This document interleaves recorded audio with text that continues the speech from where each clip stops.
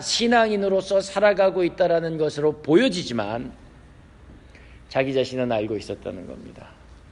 나는, 내 신앙은, 내 삶은 하나님 앞에 부족한 존재야. 내가 하나님 나라에 간다는 것 자체가 확신이 없어. 그래서 그가 예수님을 찾아와서 이렇게 묻습니다. 하나님, 내가 어떻게 하면 하나님 나라에 갈 수 있겠습니까? 이 말은 내가 지금 하나님 나라에 갈 자신이 없다라는 얘기입니다. 사람들의 눈에는 완벽한 사람으로 보여질지 모르지만 누구보다 자기 자신은 자기를 잘 알고 있었던 것입니다. 내 지식으로 하나님 나라에 가는 것이 아니라는 걸 알고 있었을 것입니다. 자기의 행함으로 말미암아 하나님 나라에 갈 수 있다고 생각하지 않았던 것입니다. 무언가 부족함을 알게 된 것입니다. 답답했습니다. 평생 유대인으로 태어나서 하나님의 말씀을 배우며 그 말씀을 따라 살아가느라고 애를 썼고 그 지식으로나 그 삶으로나 누구에게 부족함이 없어 보이는 그 인생이었지만 자기 자신은 알고 있었던 것입니다. 답답한 겁니다. 이건 아닌데, 이것 가지고는 충분하지 않은데 무엇이 나를 구원하여서 이 땅이 아니라 영원한 하나님의 나라를 나에게 허락하게 될 것인가? 부끄럽지만, 민망하지만, 어쩌면 사람들에게 손가락질 받을지도 모르는 그 일이지만, 그러나 정직하게 모르는 것은 내가 모르겠습니다. 부족한 것은 내가 채우고 싶습니다. 그래서 하나님 앞에서 내 영혼의 문제를 해결하고 싶습니다라는 그 간절한 마음을 가지고 오늘 니고데모는 예수님을 찾아온 것입니다. 여러분께 한번 여쭙고 싶습니다. 여러분은 어떻습니까? 신앙생활을 하고는 있지만 그 신앙의 기간이 얼마나 길었는지 짧았는지에 관계없이 내가 정말 하나님 나라의 진리에 대하여, 또 내 그 말씀에 따라 살아간 내 삶에 대하여, 또 내 영혼이 하나님의 나라에 들어갈 것임을 확신하며 살고 계십니까? 그냥 대충 믿고 복 받고 돈 많이 벌고 건강도 하고 주어진 수명을 따라 제명대로 살고 또 자식들 잘 커주고 또 저마다 각자 자기 일들 잘 해내는 모습 보다가 그냥 그렇게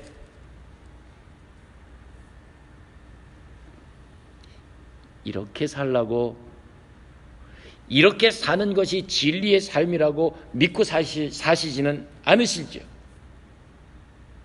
저는 하나님께서 저와 여러분들을 이 땅에 보내신 것이 그저 밥 먹고 살아가라고 보내신 것이 아니라고 확신합니다. 저와 여러분들 개개인 하나하나에게 하나님은 꿈을 가지고 계셨고 계획을 가지고 계셨고 그 계획을 통하여 수많은 생명들을 일궈내는 놀라운 섭리를 품고 계신 줄로 전 믿습니다. 근데 나는 내 한 목숨 유지하는 것에, 내 한 입 채우는 것에, 내 가정 하나 꾸리는 것에 집착하여 살지는 않느냐는 것입니다. 진정으로 창조주이신 내 아버지 하나님께서 나에게 원하고 계시는 것이 무엇인지를 알고 싶지 않으십니다. 알아가고 계십니까? 그리스도인으로 살아가고 계십니까?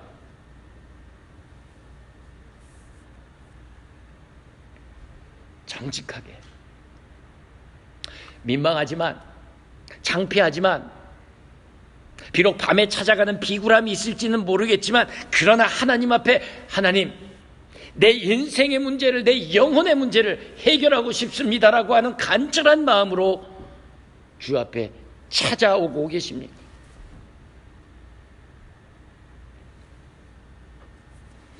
얼마 전에 한국 텔레비전에서 하고 있는 청춘 FC라고 하는 프로그램이 있었습니다. 보신 분 혹시 있을런지 모르겠는데 저도 안 보고 있었어요. 못 보고 있었다가 얼마 전에 봤습니다. 축구 선수들 얘기입니다.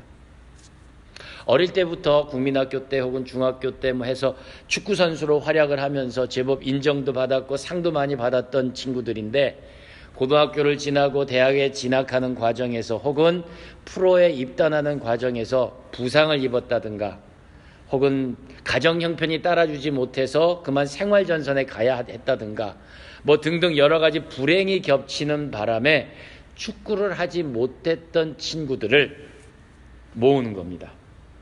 광고를 하고 또 어떤 친구들은 직접 찾아가서 권유를 해서 오디션을 보고 그리고서는 한 20여 명의 선수들을 이렇게 모았습니다.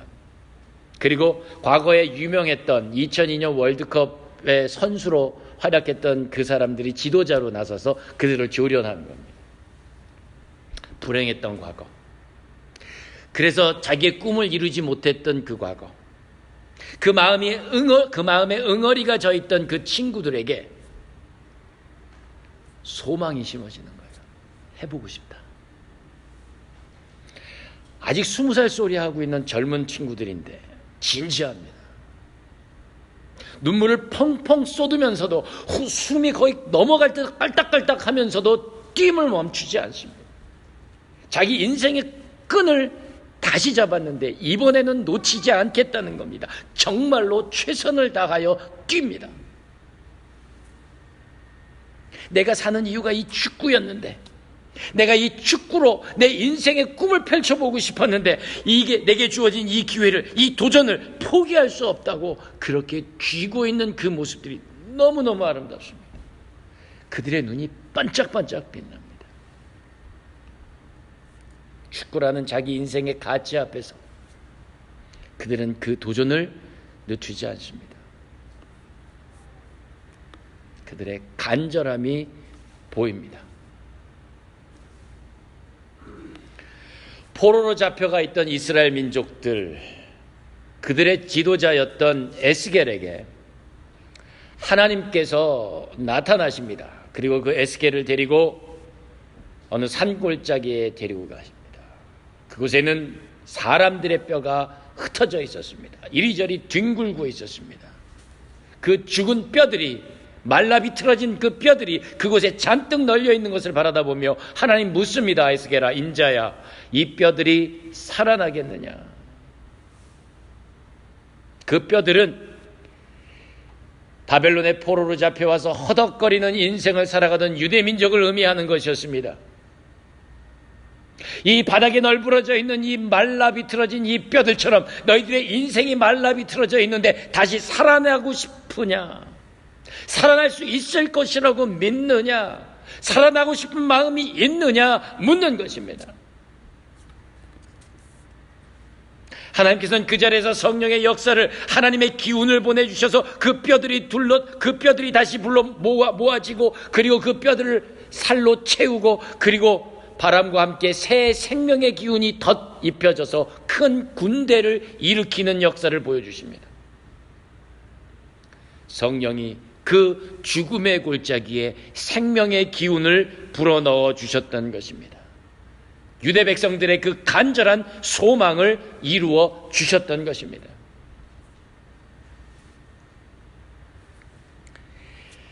십자가의 죽음에서 부활하신 예수님을 제자들이 다시 만났습니다. 맥없이 자기 스승 예수가 죽어가는 모습을 보며 또 로마 군인들이, 또 유대인들이 찾아서 죽이겠다고 달라붙는 그들의 손길에서 피해서 고향으로 뿔뿔이 흩어졌던 제자들이었는데 부활하신 예수님을 만난 겁니다. 분명히 죽었는데, 분명히 돌아가셔서 무덤에 묻히셨는데 살아나신 겁니다. 와, 죽음을 이기신 예수님께서 이제 정말 큰 일을 이루시겠구나. 이제 이스라엘을 회복하시고 독립을 시키시고 이 나라를 진짜 하나님의 나라로 만들어 놓아 주시겠구나. 저 능력으로. 그런 기대를 가지고 있었는데 이번에 예수님께서는 하늘로 올라가시겠다는 겁니다. 깜짝 놀란 제자들이 예수님에게 묻습니다. 하나님의 나라가 언제 회복되어질 것입니까? 예수님은 그냥 간단히 이렇게 얘기합니다. 예루살렘을 떠나지 말고 모여 기도하라. 몇 날이 지나지 않아 성령을 너희에게 보내주리라. 열흘 후에 마가의 다락방에서 정말 기도하고 있던 제자들에게 성령이 임하게 됩니다. 그리고 그 성령의 역사로 말미암아 교회가 시작이 됩니다. 하나님의 나라가 교회를 통하여 세워져 가기 시작하며 오늘 이 2000년 후까지 이어져 오고 있습니다. 제자들의 간절한 소망들, 열망들, 그 열망 가운데 기도하던 그 마가의 다락방에서 성령의 임재가 있었던 것입니다. 이야기 하나를 더 하려고 합니다. 430년 동안 애굽의 노예로 살고 있었던 유대민족을 모세의 손길을 통해서 하나님은 탈출시켜 주셨습니다. 그리고 이제 가나안 땅이 보이는 곳으로 옮겨 놓으셨습니다. 그곳까지 오는 동안 바다가 갈라지는 기적이 있었고 만나와 메추라기로 먹이셨고 바위에서 물이 솟아서 그 사막길을 옮겨가게 하셨습니다. 그런데 12명의 정탐꾼의 보고로 말미암아 그 땅은 비옥한 땅이지만 그 땅 사람들은 너무 크고 강하기 때문에 우리가 그 땅을 차지할 수가 없을 것 같아 이 말 한마디에 이스라엘 백성들은 다 철퍼덕 주저앉아서 펑펑 울기만 하고 있었습니다. 원망의 말, 불평의 말로 가득했습니다. 왜 우리를 그 애굽 땅에서 끌고 나와서 이 허허벌판 들판에서 광야에서 죽게 만드느냐라고 하나님까지 원망했던 것입니다. 하나님께서는 그들을 일으켜서 다시 광야로 넣으십니다. 그때로부터 40년 동안 광야 생활을 하게 됩니다. 객지, 척박한 땅, 뜨거운 태양과의 싸움을 해야 될 그 사막의 걸음, 목마름, 피곤함, 불편함, 온갖 힘겨운 삶의 자리 40년을 걷게 합니다. 그리고 그 안에 젖과 꿀이 흐르는 땅에 대한 열망을 갖게 합니다. 그 간절함을 순종으로 이어갔던 이스라엘 백성들은 성령의 역사로 여리고성이 무너져 내려가고 요단강이 갈라지게 되고 하늘의 태양이 멈춰지고 전쟁마다 승리하는 역사를 맛보게 됩니다. 매장도 되지 못한 채 굴러다니던 그 마른 뼈들이 간절함 속에서 새 생명을 입고 실망과 좌절과 죽음 앞에 두려워 떨고 있던 그 제자들이 그 간절한 열망을 통하여 교회의 역사를 시작하였으며 40년 광야 생활 끝에 약속의 땅에 대한 열망으로 말미암아 그들은 하나님의 기적으로 가나안을 들어가게 됩니다. 오늘 예수님을 찾아온 니고데모가 바로 그와 같은 열망, 간절함을 갖고 있었던 사람입니다. 사회적인 지위와 체면은 물론이거니와 인간적으로 혹은 지적으로 종교적으로 자존심을 다 버리고 내가 가지고 있는 이 모든 것들을 내버리고 나의 이 간절함을 해결하기 위하여 주님을 찾아왔던 것입니다. 예수님께서는 이렇게 찾아온 니고데모와 대화하고 계십니다. 그리고 이 니고데모에게 말씀하십니다. 5절 말씀이십니다. 예수께서 대답하시되 진실로 진실로 내게 이르노니 사람이 물과 성령으로 나지 아니하면 하나님의 나라에 들어갈 수 없느니라. 니고데모의 그 열정 앞에, 그 간절함 앞에 성령께서 임재해 주십니다.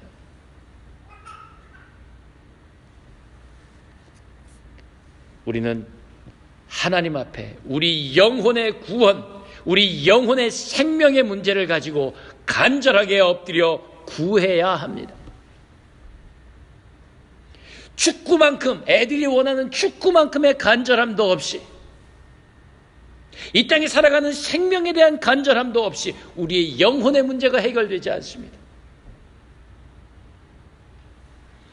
오늘 우리에게 하나님께서 원하시는 것, 그것은 무엇을 먹을까, 무엇을 마실까, 무엇을 입을까를 고민하는 우리가 아니라 하나님의 나라, 니고데모가 고민했던 그 하나님의 의, 그래서 내게 허락한 이 땅의 생명 가운데서 그 하나님의 나라와 그 의를 어떻게 이루어가며 살아갈 것인지에 대한 고민, 거룩한 고민이 있기를 원하십니다.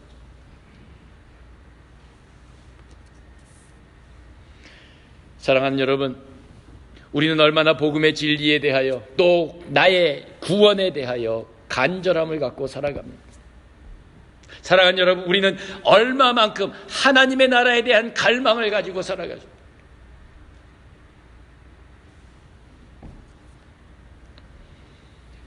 오늘 우리에게 주시는 하나님의 말씀입니다. 세상의 그 어떤 것보다 먼저 그 나라와 그 의를 간구하는 우리가 되기를 원하십니다. 그리고 이어서 그 구원은 영적인 시각을 갖게 해 주십니다.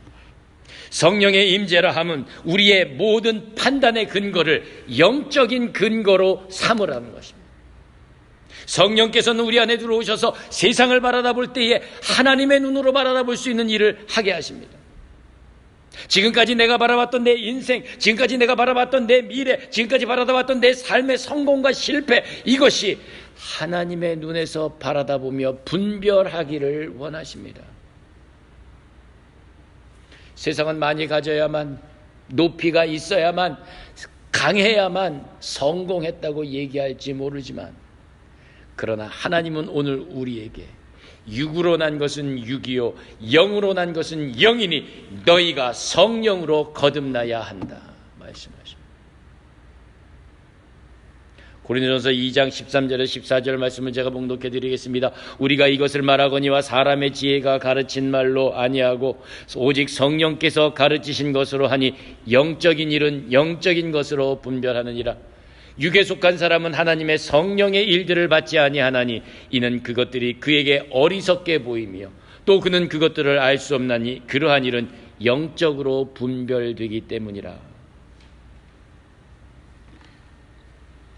오늘 우리의 갈망은 이것입니다. 내 삶을 하나님의 눈으로 보게 해 주십시오. 세상의 성공과 실패, 세상의 부와 귀와 명예가 하나님의 눈에서 풍성한 것으로 갖게 해 주십시오. 세상에서 성공이라고 하는 것이 성공이 아니고 하나님께서 성공이라 말씀하시는 그 자리에 나의 성공이 있음을 고백합니다. 그 간절함으로 기도하실 수 있길 바랍니다. 내 삶의 목적이 이 땅에 있는 것이 아니라 영원한 나라 하나님 나라에 있음을 기억하시며 기도하실 수 있기 바랍니다. 내 삶의 방법이 이 세상 사람들이 쓰는 그 방법이 아니라 하나님이 사용하시는 그 방법에 따라, 하나님이 그 바다를 갈라놓으시는 그 방법을 따라, 하나님이 만나와 메추라기를 먹이시는 그 방법을 따라, 하나님께서 역사하시는 그 방법을 따라 살아가기를 원합니다. 기도하시기 바랍니다.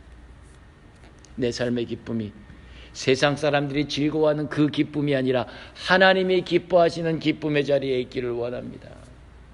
기도하시기 바랍니다. 성령께서 우리 안에 임재하셔서 하시는 일들입니다. 지난 주간에 사도행전 말씀을 묵상하면서 나누었던 이야기 중에 한 토막입니다. 요빠라고 하는 지역에 한 죽은 여선지가 있어서 베드로가 찾아갑니다. 그리고 그 죽은 그분을 기도함으로 살려내게 됩니다. 요빠라는 지역에서는 소동이 일어났습니다. 죽은 사람이 살아났기 때문입니다. 그래서 그 베드로를 자기네 집에 모시고 그 베드로와 함께 기도하는 자리에, 하나님의 은혜를 받는 자리에 있기를 많이 원했습니다. 그런데 베드로가 그 요빠에 수날 여러 날을 머물면서 선택한 집은 무두장이 집이었습니다. 무두장이라 하면 가죽을 만들어내는, 살아있는 짐승을 죽여서 그 가죽을 벗겨서 그 가죽으로 만든 제품을 만들어내는 그런 수공업자입니다. 그 사람네 집에 가기로 결정을 한 것입니다. 그런데 재미있는 것은 유대인들에게 있어서 무두장이는 마치 옛날 우리나라 백정과 같은 모습입니다. 율법에 죽은 시체를 만지지 말라 하였습니다. 설사 부지불식간에 만지게 된다 할지라도 그 몸은 더러워진 것이니 정결의 제사를 드려야 깨끗해진다라고 했습니다. 그런데 일평생 죽은 시체를 만지며 살아가는 직업의 무두장이는 이스라엘 사람들에게 있어서는 더러움의 상징이었습니다. 함께하지 말아야 될 사람의 상징이었습니다. 그런데 베드로는 많은 사람들의 초대에 불응하고 이 무두장의 집에 가서 함께 여러 날을 묵고 있는 것을 보게 됩니다. 그곳에서 성령의 역사하심을 기뻐하며 찬양하며 그곳에서 누리고 있습니다.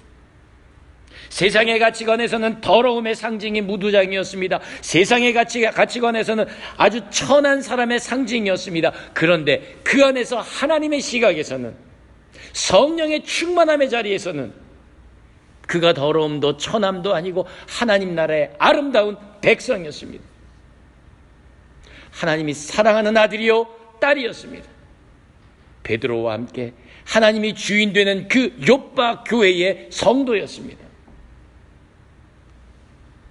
그것이 세상과 다른 우리 하나님 나라의 법칙.